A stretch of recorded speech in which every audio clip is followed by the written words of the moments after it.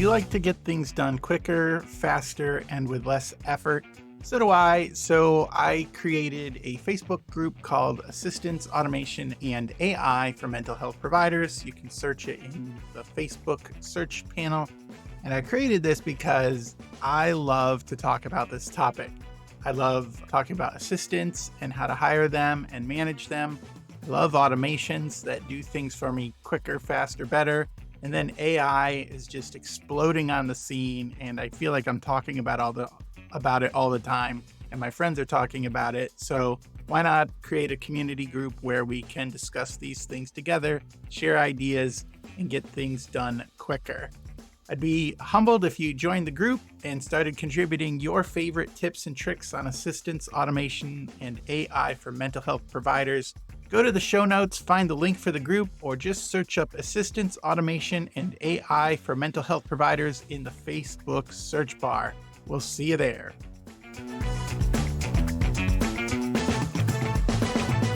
Hello, this is James Marland with Dr. David Hall. This is the Scaling Therapy Practice, where we encourage you to take small steps that lead to big growth. Hello, David. Welcome. Hey, James.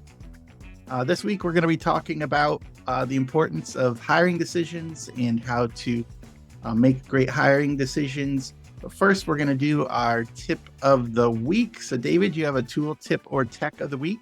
Sure. I wouldn't tell James before we started recording because it is Chat GPT. So it's not, but I want to. So it's been. I haven't. It's not been my tip. You've made it your tip multiple times, but I've started using OpenAI. Well, Zapier's just released some templates of how to connect Zapier with ChatGPT. And so I just saw that last night and I'm like, holy crap, like I need to see about where that is. And so I haven't had a chance to investigate it. But if you use Zapier and you're interested in ChatGPT, that could be an interesting. I'm very curious because for those who aren't familiar, just Zapier is just, if you do any sort of automations that can't be done internally within an application, Zapier can be this fix. It's kind of the duct tape of automation services that you can hold a lot of things together with it. Like I've seen it. Somebody fills in a form and then it sends emails or like notifies you or fills in data or updates something on your web page just in the background. It's pretty amazing. Yeah. So ChatGPT and Zapier. So if you go to Zapier, if you can find that, James, I'm sure, but it's on Zapier's website, but it's like templates they have of how to use ChatGPT with Zapier.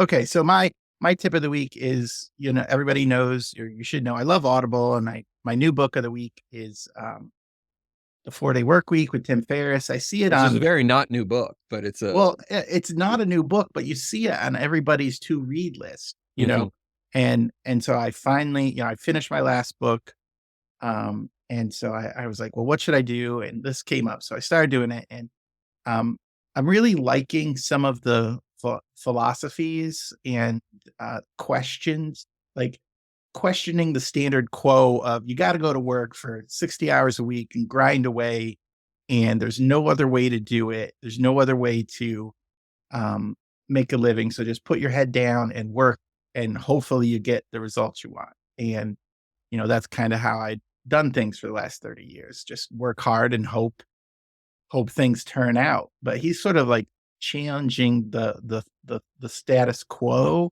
of that and saying there's a risk for not doing anything, I guess is the phrase that I was listening to. So it's sort of like I think I do the safe thing by working, staying in the 9 to 5 and working hard and trying to advance and doing all the regular things you would think to advance, while ignoring some of the other opportunities that sound crazy, like the moonshot stuff. And he's challenging my thinking is like that if you don't take action, if you don't move out of your comfort zone, you're just going to keep getting the same thing. And then you're going to end up the last 5 years of your life, that, when you retire, that's when you enjoy life. And he's really trying to challenge the thought there and say, you can enjoy your life now. You just got to think about time and money differently. And I've just really been enjoying the 4 hour work week with Tim Ferriss. Yeah. No, I own it, but I haven't read it yet. I'll be honest. I've read a lot of things about it. And that's the funny thing Yes. about, like, I've heard about the 4 hour work week because it came out, I think, about 15 or more Yeah. years ago at this point. I think it was like 2005, 2006 when it came out. And I've talked to so many people that was their inspiration. Person I reference a lot in this podcast is one of my favorite podcasts, the Online Course Show with Jacques Hopkins. Hmm.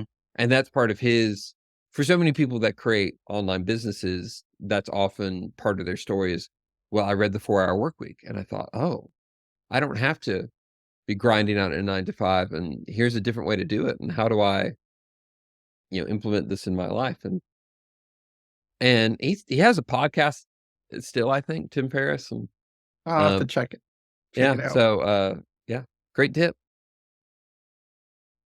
Yeah. So yeah, if all these people that you respect mention a book, it might be good to check out the book. All right, so we're gonna transition into our discussion on hiring and making good hiring decisions. I'm leading a presentation shortly on making good hiring decisions, specifically in hiring a virtual assistant. So I've done some extra research on this week, and David, of course, always has some great advice on hiring. So let's start out the conversation about. I always like to think about how I used to do it, like how I used to hire. Um, was I felt like because I'd been interviewing people for 16 years and working in mental health, that I knew the difference between the truth and a lie. And I could tell, I could Mm, tell when people are uh, being honest with me about what they're doing. And I would just go a lot by my mm, gut feeling. And I think a lot of people who haven't had training start out that way. Like, oh, mm. I know people, I've interviewed people. I'm just going to go with my gut because I know people. What do you think about that? I mean, I don't know if I've articulated that before, but I think I've had that because I have a lot of confidence in my ability to read individuals. Um, and I do, but I don't know, it's a different process. One of my expressions in therapy, and this is true, and I think in hiring, is that intimacy and objectivity are mutually exclusive. What do you mean by And that? so the closer you are to something, the less objective you are about it. Okay. So, for your spouse or your children or your business partner and all that, they're not people you're going to have if that represents an intimate relationship, one that's you're close with. You're not going to have a lot of objectivity about it. Mm, They work against each other. And it's not that you don't have knowledge. Like I know my wife better than almost anybody would. I would say I probably know her better than anybody. But I don't have a lot of objectivity when it comes to my wife, nor she with me. That's not the nature of the relationship works in a counter direction. And so the reason that's relevant, I think, is as a therapist, part of a good therapeutic boundary, which is one of the reasons I don't like how BetterHelp does things, because they blur a lot of the boundaries in therapy, is I'm supposed to maintain a certain level of distance, not lack of concern or care, but ultimately my clients are not supposed to be embedded in my normal life. They're not supposed to be people that I get drinks with after work or that I hmm. socialize with. Like there are rules against that. And I think one of the reasons that's good is because it allows me to see them and their stories and all that in ways that I have a bit more detachment, and that gives me more objectivity. But when you're hiring for yourself, and I think it's even just that process, like you're probably better at hiring for other people than you would be for yourself. Because when you're hiring for yourself, it's personal. Yeah. And so your objectivity will diminish. Yeah. I think we lose that when we feel like our role is to hire people, we lose the objectivity of looking for red flags. like looking for the things that you should notice with that if you're if it was your high, just as you said, if you're hiring for somebody else, you'd see it a mile away and be like, oh no, you can't do that. Yeah. But you get to blind because of the closeness, or blind because you've set up your role as like, I have to hire this person, I have to fill this spot, I have to make this money to make these bills. So I'm just gonna get the best of what I can find, but that might not be the best person for your position. Mhm. No, I've had instances where I think part of it is I'm generally optimistic, Mhm. which is it's a good trait in a lot of situations. As a It's a therapist, it's good good. trait for a therapist. Yeah, it's a good trait, but it's horrible as a hiring person because I am very inclined in my temperament Yeah. to minimize the deficits and to Yep. repackage them as like, "Oh, no, it's not this bad. It's this other thing." Well, because 'cause you're trained to believe in the ability of people to grow and change, right? Like, you Mhm. have to believe that, I think. I mean, correct me if As a I'm wrong. therapist, I believe it's super important. Yeah, yeah. As a but as a hiring process, horrible. Um, I have because I've hired a lot of people that I've taken that like I think of one person I hired, and in their interview process, it was clear that they were not qualified for the job. That was clear to everybody in the hiring process. But I really liked this person, Yeah. and I thought and so I created a new role for them in this idea and gave them 6 months. I don't really regret it. I gave them 6 months to say like, "Hey, look, you're not your experience has not qualified you for this job, but I'm wondering if you could learn it." And so I created this, like, different role. I'm like, "You can if you wanna do this, you can do this for 6 months, and if you can learn the role." And, as I don't regret that necessarily, because I set myself expectation at the beginning that but I did it in the hopes that after 6 months, this person would be where they needed to be and could be in the full role, and they weren't. At the end of 6 months, it was very clear that they weren't, um, there. And, the one thing I appreciate of what I did is I didn't just hire them. I set something different that was very time limited, and it Mhm. gave me an out. But no, there are other times that I look at I see different red flags, and I think, well, they just need to grow some if they're in the right environment and they're because that's 'Cause what I you do as a therapist. Yeah. But, it's too much work as a boss. It's not that people don't grow, but they have to fit into the pot initially. Like Mm. you if the tree or the flower or whatever it is, if it can't, there's a certain point where it has to be developed enough to be planted to thrive. And if it's not developed enough, then I can't plant it in my particular garden. Or even using your planting analogy, it might be a great plant, but your business is the wrong soil for Mhm. that. Like, you're not the right environment for like, I Yeah. don't think there's very many citrus trees up north where I am. It's just the Not unless wrong it's a greenhouse. yeah.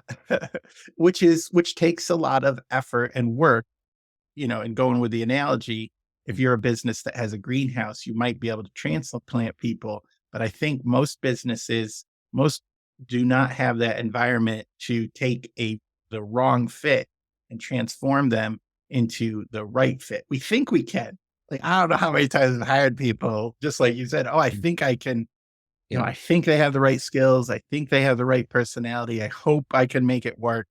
And then you realize either they're not the right fit, or you don't have the time or the energy to devote to somebody who's just not a good fit, not a bad person, but just not a good fit for your environment. And we think we can because we're good, we're good with people, and I know people, and I have a good instinct, and um, Mhm. I like this person.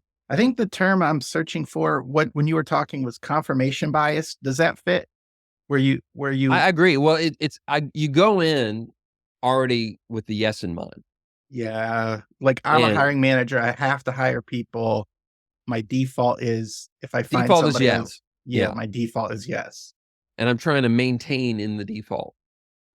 And because that's your job. Your job is to Yeah. hire somebody. So you gotta say yes to somebody, right? But I think well, you're gonna present something a little different here, aren't you? well, you're talking, James, about being in the roles, being a hiring manager, and since that's the lack of objectivity there is, my job is to hire. Yeah. And so if I'm not hiring, that means I'm not doing my job, and that is a negative self-reflection, or can be. Mm-hmm. And so that's where we lose objectivity, because it's too personal in that, like I am in this. For me, it's not my job. It's one of the things I do in my job as a clinic director. But here's where my compromise, it's not that I think, oh, it's my job to hire, but it is I don't like having to go through the hiring process necessarily.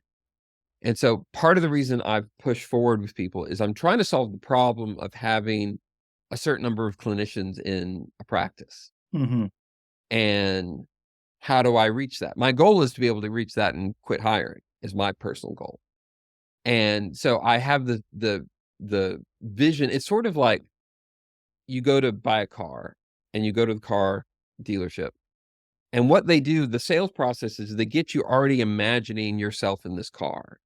And then you've kind of committed to that vision and you work backwards. And that's where you justify taking on a car payment for 7 years, or you kind of, it is because you've already, in your mind, you're already there. And then you just kind of, how do I make this fit? And it's just how a lot of things work. And for this, when I'm bringing a candidate, I've already, if they're to the point where I'm bringing them in for an interview, I've already kind of thought, like, I've already had a positive thought of this person I think could fit. And I want them to fit, because if I hire this person and they fit, then I don't have to hire another person.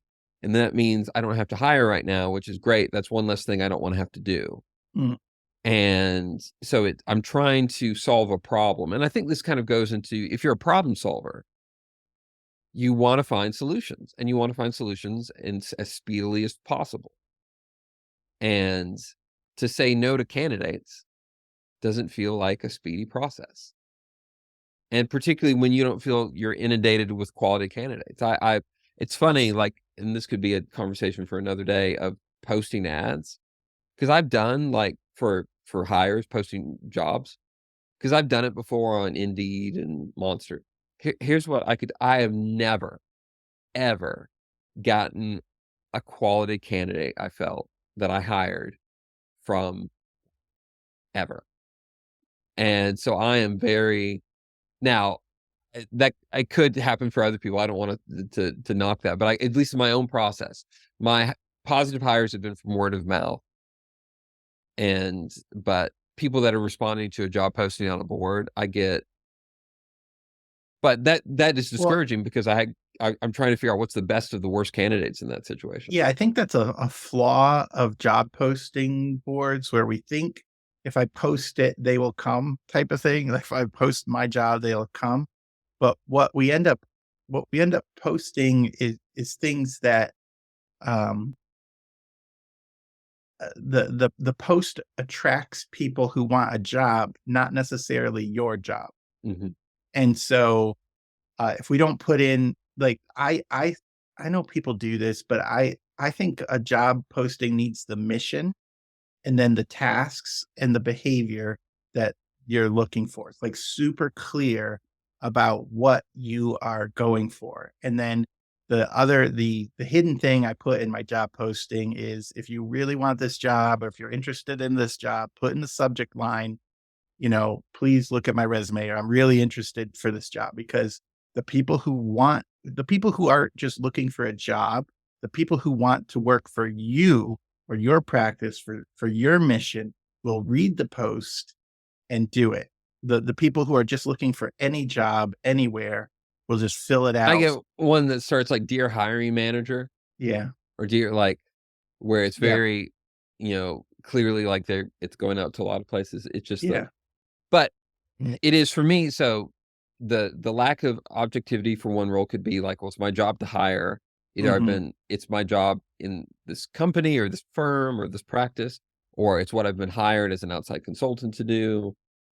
I feel the need to do this, or In my case, it is, I want this task done. It's one of the reasons I'm a bad shopper. Mhm. I don't like shopping. I don't like shopping for things I like. And because some people, they don't like shopping for things they don't care about, but they'll get excited to shop about things they enjoy. Like I enjoy, musical instruments and vehicles and, things like I don't enjoy shopping for them for the most part. Like, because for me, shopping is a barrier between this moment and the moment I want to be in that I have to navigate. And so what happens is I will be hasty as a shopper. If I go shoe shopping, the first pair of shoes I try on that look okay and feel okay. Mhm. And when I'm shopping with my wife, she wants me. She said, well, don't you want to try on more shoes? I'm like, no, I want the shopping experience to be done. And so it's similar for me hiring. Like I want the shopping experience of hiring to be done so I can move on to having a quality team member. But because of that, that hastiness will often mean that I will, because the thought is particularly if it's the only candidate I'm considering in that moment. Well, if I say no to this person, then I will continue to have the problem I'm trying to solve. And so I really want this to fit. I really want the round peg to fit in Yeah. the square hole. That reminds me of a quote. A lot of my experience, a lot of my advice on this comes from one, bad decisions, and two, the effective hiring manager. Mhm. It's Mark Horstman. I'll put a link in the book. But he was talking about the pain of saying uh, no when you should have said yes is much easier to tolerate than the pain of saying yes when you should have said no. I would Because the agree with that. the the pain the pain of saying no when you should have said a yes is you find out a year or two later that your friend hired this person and they're a rock star, they're doing great. And then you're like, oh geez, I should have hired them. It's the one that got away. You might think about it for 10 more minutes or maybe the rest of the day. You go to sleep and you will never think about that again. But the pain of saying yes to somebody that you should have said no to is a lasting, enduring pain. I would even call it a scar. Like we all have these scars in our management uh, responsibilities, and that is just something that will cause sleepless nights and tears and frustration and like disgruntled other coworkers and the list of things that you Mhm. you bring in, the pain that you bring on yourself is long lasting and will have great effects. So, Agreed. saying yes to somebody you should have said no to is one of the worst decisions you can make. So choose the other pain of like, oh, I missed one that I got one that got away. It's just much easier to endure. That's been your experience, right? Absolutely. Some of the most personal pain I would say I've had has been in business partnerships and hires Hmm. that were poor because it's not detached from me of like it the lack of objectivity becomes because it's personal, and then that pain ends up being very personal, very. And uh the I'm trying to think of an instance. You talk about the first scenario. I'm trying to think of an instance, James, of some opportunity that I saw or a hire or something like that that I said no to, and then later kind of came back of like, oh, that would have been. Actually, I And can't think of too many in I my. can't think of too many. Part of it is because I've been too involved in the yes bias. Yeah. Like I have had instances where people who I had the sense of like, okay, they weren't a good fit, and then I found them thriving somewhere else. But it didn't, and but honestly, I was generally pleased because I don't like saying people say no to people, and Mhm. I want them to thrive. And I think of one instance where I was talking to somebody, they were looking for a job. I could tell from my first conversation with them that I didn't think they'd be a good fit.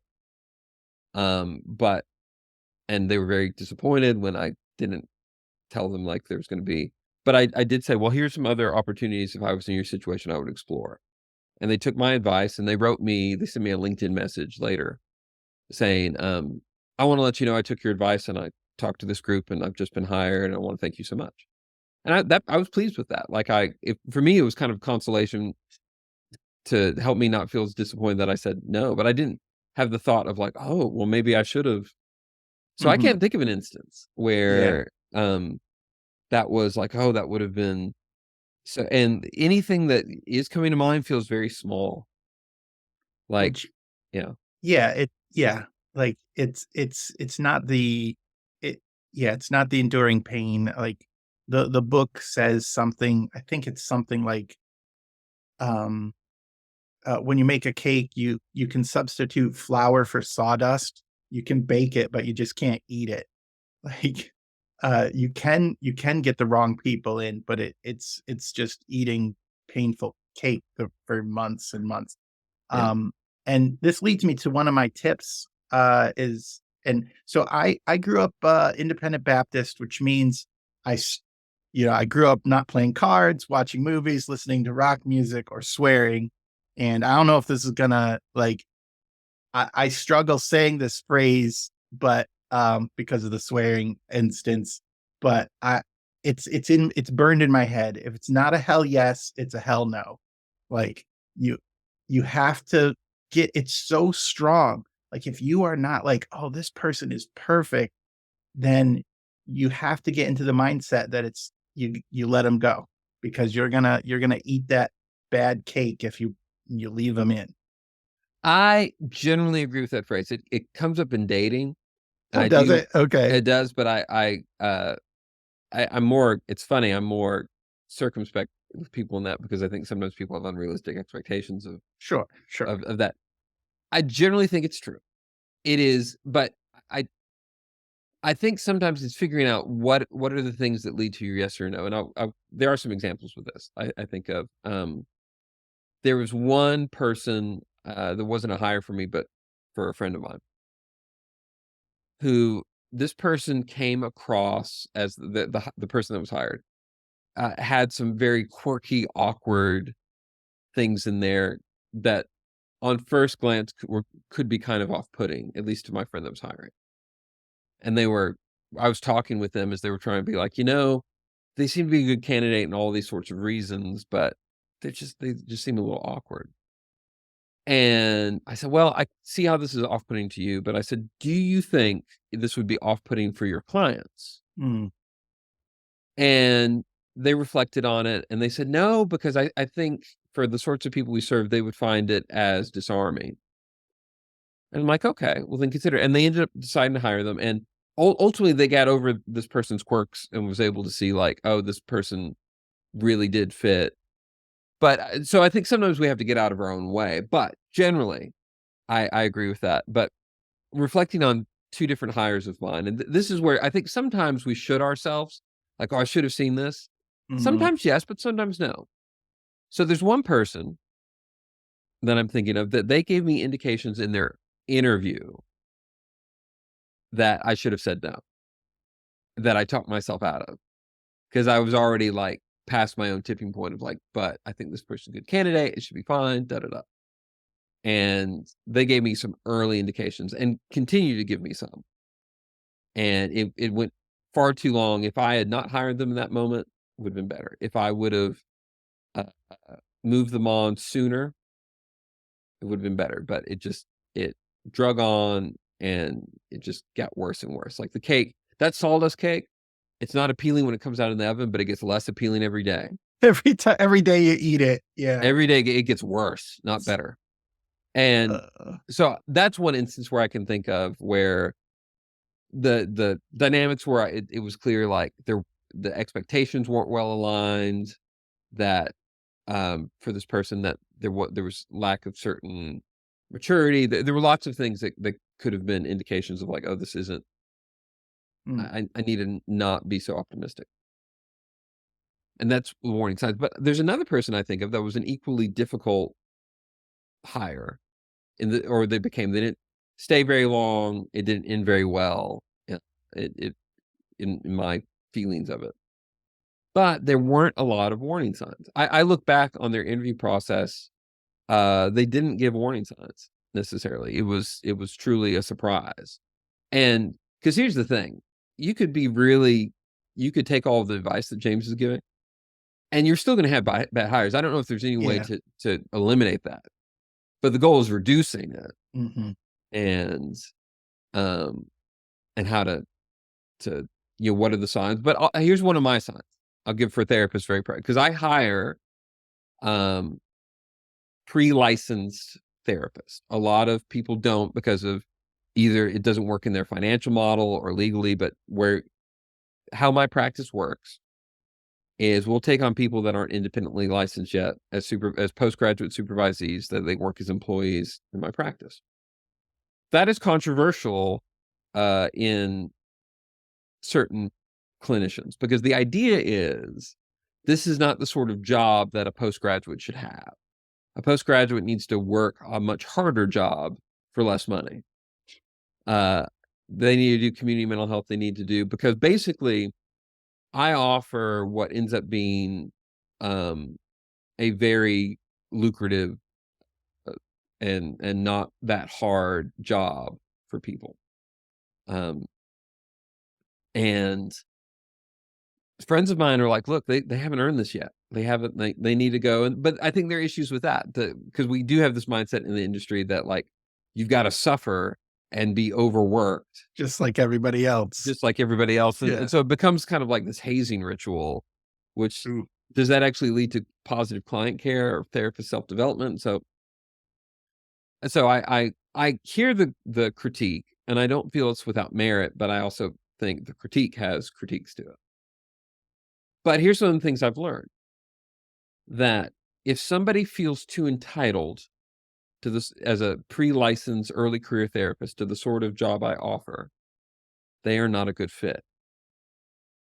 And when I'm doing initial interviews with people, somebody who didn't pass early on with me, that they didn't make it through the first tier of the interview process, they said in the initial conversation of, I have always imagined myself immediately in private practice, and I can't imagine myself doing anything else.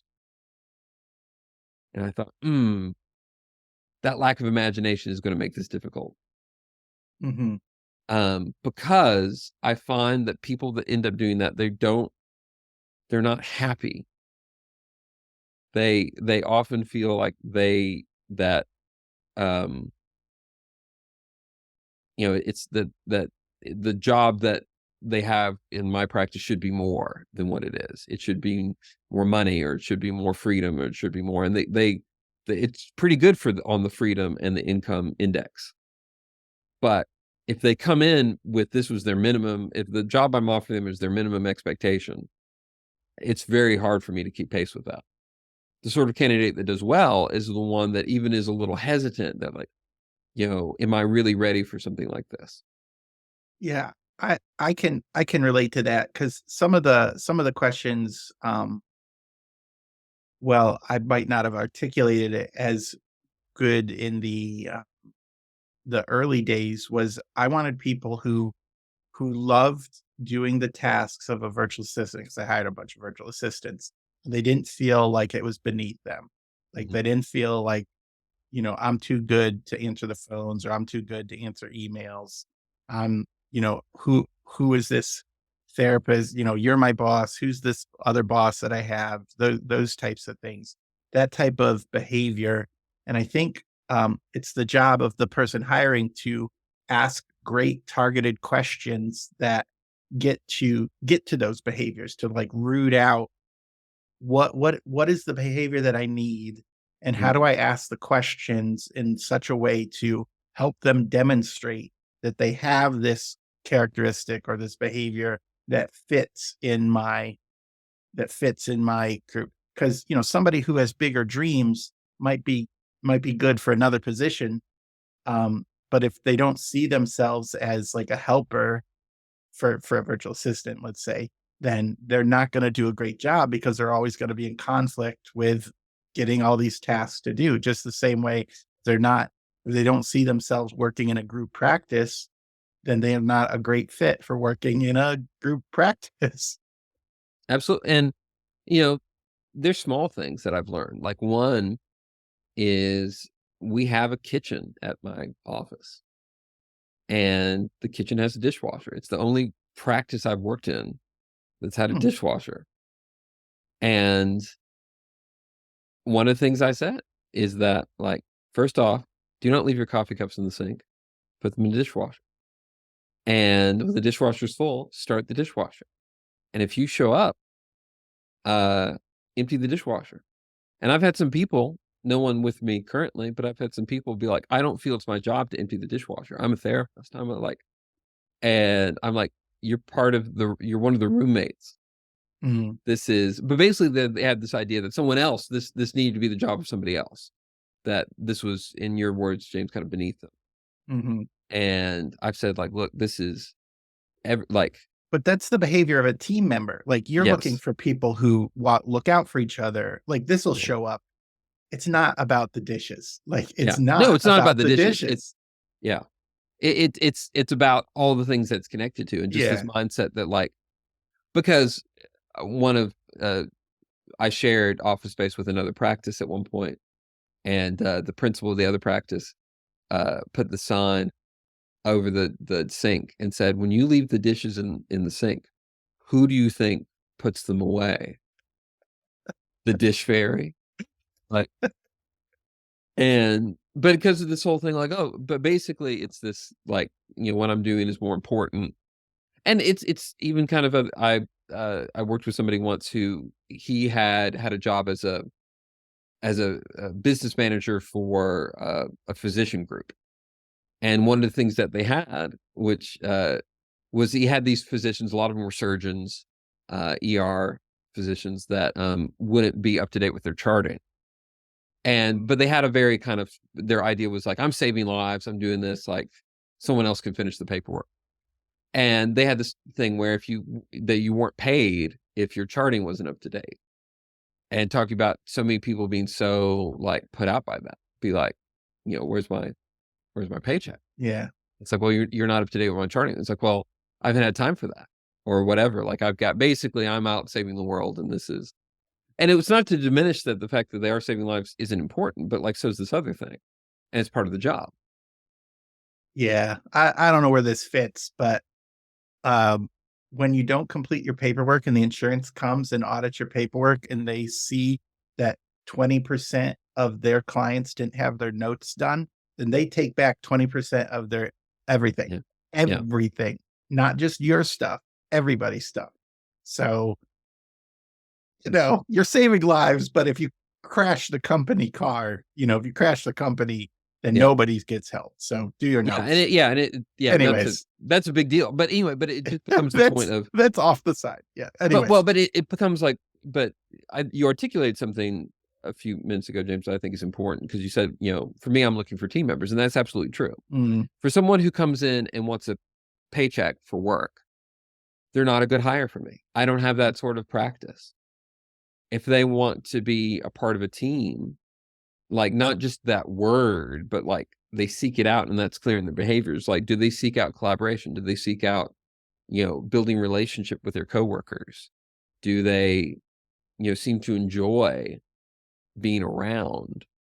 Those are people that are going to thrive. And going back to the metaphor of the soil, that's the soil I have to offer. And part of my hiring process is weeding people out is, are you the right tree for the soil? Because it's a mutual responsibility, I feel, that I've tried to develop a sense of more of that. You're not good for me if I bring you in, but also I'm not good for you.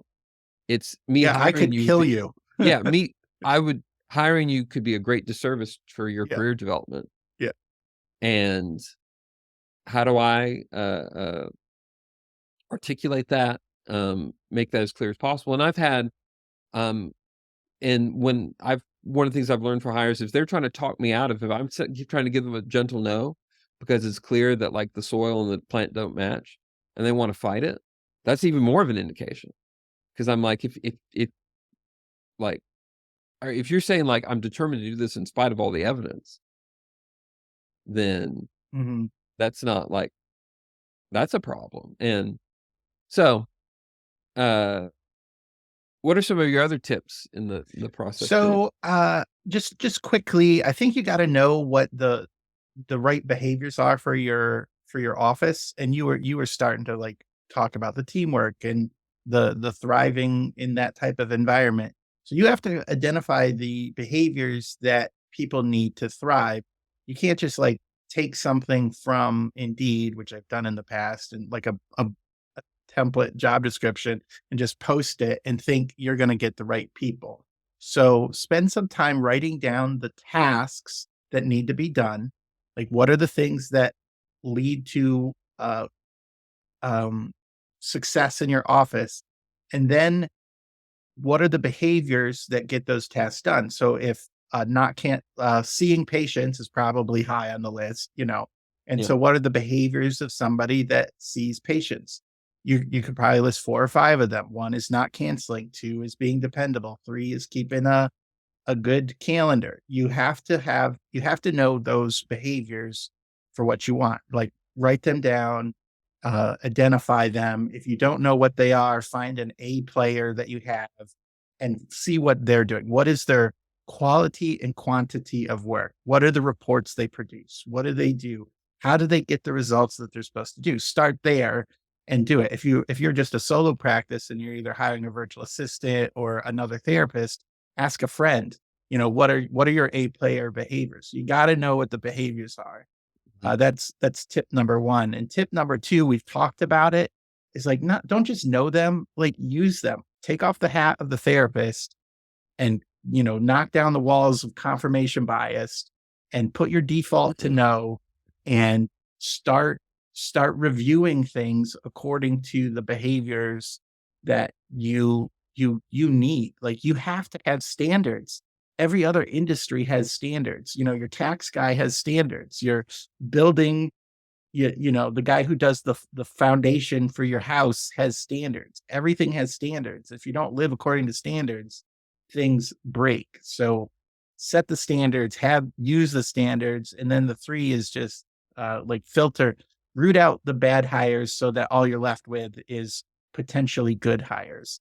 And that's done through the resume process, the pre-screening, and then your interview questions need to be behavior based. You don't ask like, what would your boss say about you? Because you're asking people to make something up or back them into a corner. But what you're really trying to do is, in this situation, we have these situations at our job. This is what might happen.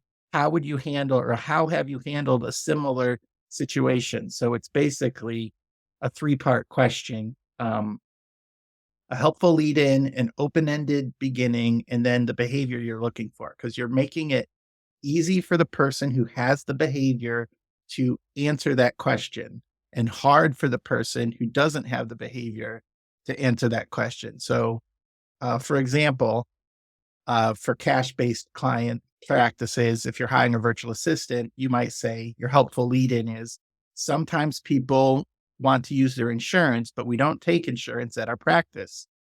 Then the open-ended is, tell me about a time when you, so, you know, tell me when you did this, and then just describe what you want.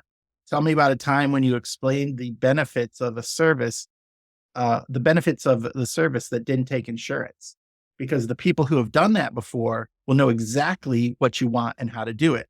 The people who haven't done before, they're going to say something like, well, I think I would, or this is what I would do. And so if you ask enough, if you know enough of the behaviors that you want, you ask enough of those questions, there's going to be a gap. There's going to be a big dividing line between the people who have those behaviors that you're looking for and the people who don't have those behaviors. And you're not hiding anything. You want people to know that they're doing a good job, and you want people to know that they might not have these skills. And you, as somebody who hired, you definitely want to know these things, that this person has 8 of the 10 behaviors that I'm looking for. I think I can train the other 2. This is good. Or this person has 2, and I have no time to train the other 8. So I think you got to base everything on behavior, because the best predictor of future behavior is recent past behavior in a similar situation. It doesn't work for everything, but for jobs, it's the best we have. It's not perfect, but that's what we got. So I would really nail down just the one just the one thing is I'd really narrow down your behaviors. Like what behaviors contribute to success, and then ask those, build everything around that. Like build your resume review around the behaviors. If you know the behaviors, like if I said, where can you find teamwork on a resume? There's no wrong answer. David, where do you think you could find somebody who exemplifies teamwork on a resume? Mm. I think some of it is when are they highlighting activities or things that were clearly involving collaboration? Yeah. Do Yep. they if they're talking if they're showing their job history or the volunteer things they're listing or whatever it is, doesn't give me any indication of the enjoyment of work. It's not just like capacity. Like part of it for me is they have to like it. Yeah. And if you don't like it, So So if under their accomplishments or maybe yeah, their job duties, they don't list anything about team, like I did this or I did, yeah. I mean, you do put a lot of I's in resumes. It's just Sure, part it's of it. not an issue, but like I'm looking at these settings and if time and time again it shows that this person is more of like a lone warrior Hmm. sort of individual, is like there are other situations that they can thrive in, just not Right. mine. Right. And you just got to figure out, everybody's a little different. You got to figure out what behaviors lead, what's your mission, what Mhm, behaviors lead to that, the achievement of that mission. And then just be really clear about asking them. And then the side tip here is just ask the same questions every time so mhm, you can um, compare the same answers. Like even mhm, if you have group interviews, and this was in the book, The Effective Hiring Manager, group interviews, uh, if you're interviewing multiple people, everybody asks the same questions.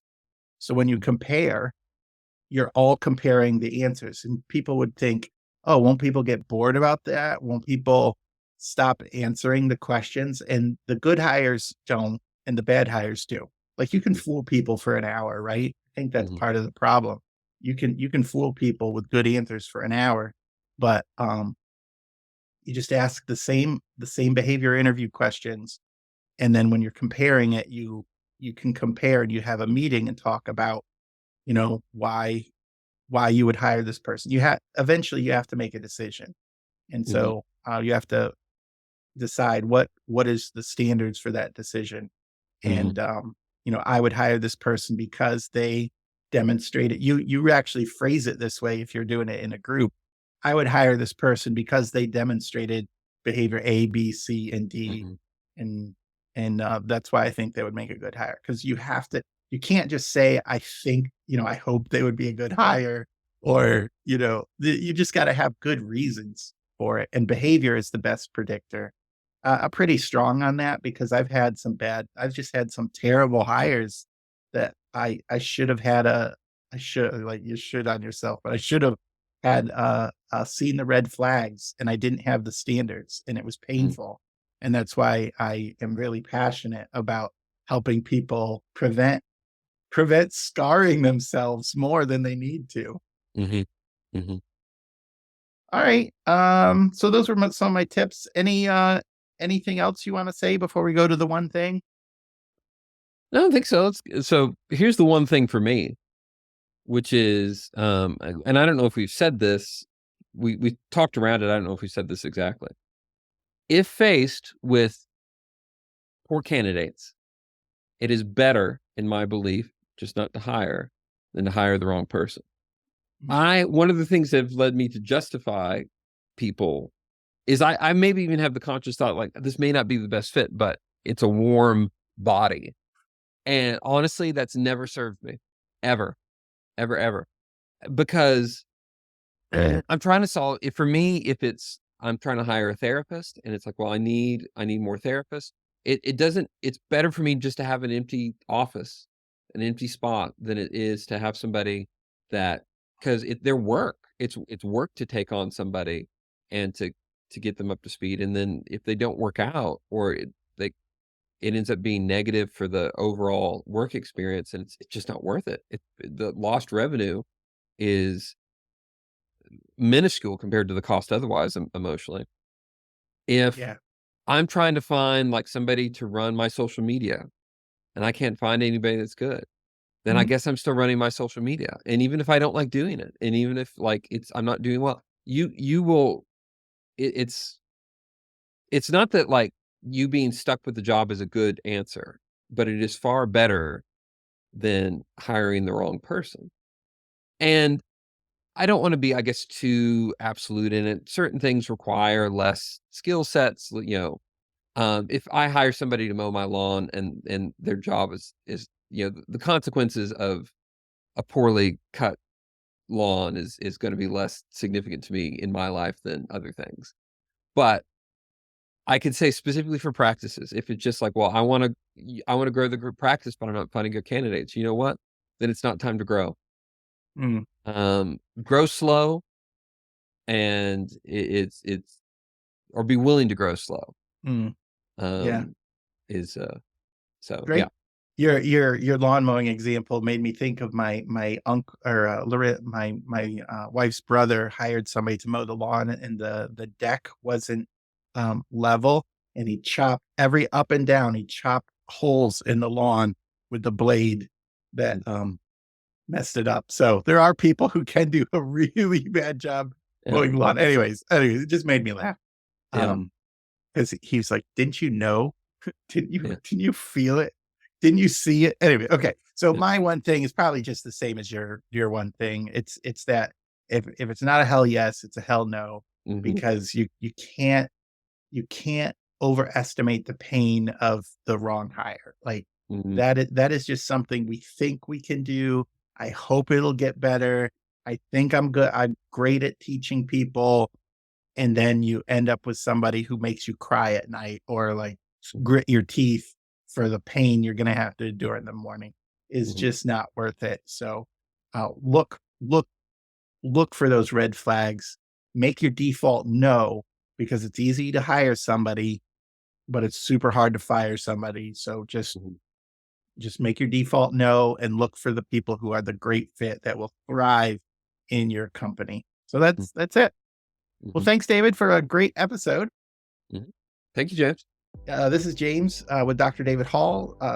Thank you for joining us. Take those small steps that lead to big growth. We will see you next time. Psych Maven is proud to support the Scaling Therapy Practice podcast. And if you are someone looking for ideas that are tailored to your own personal style on how to scale and grow your own impact and income as a mental health provider, we hope you might check out our free online assessment. If you go to stp.psychmaven.com, you can take our free personal inventory and find out what your builder type is as a helping professional. This assessment is quick and fun, and it comes with tons of customized resources with your results, so you can discover the best ways to scale that match your own personality.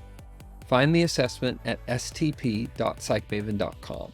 That is stp.psychmaven.com.